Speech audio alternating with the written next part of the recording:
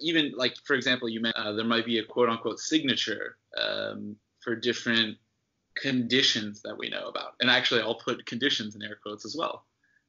Because, for example, when you say depression, right now, that's the diagnosis that unfortunately many people have. But actually, when you really think about it, depression is a symptom. And ideally, in a better world, we would be able to say, oh, here is actually maybe at a biological level, or at least at a more root level, what's going on that's causing you to feel depressed. Because depression is a symptom. And right now, we're basically, people can get diagnosed, at least by the DSM, if they have the depression symptom in a couple of different life. It's really that enlightening.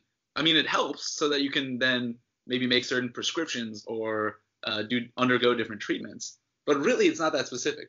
So when you say there's certain signatures, it's complicated because, for example, with depression, yeah, you mentioned there's an alpha kind of amplitude asymmetry in alpha in the frontal part of the brain.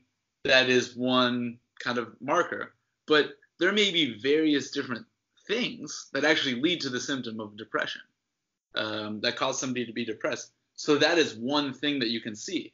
And it's important for me to make that note as we kind of go into that conversation, because it doesn't necessarily work to say, oh, well, all depressed people should probably have this.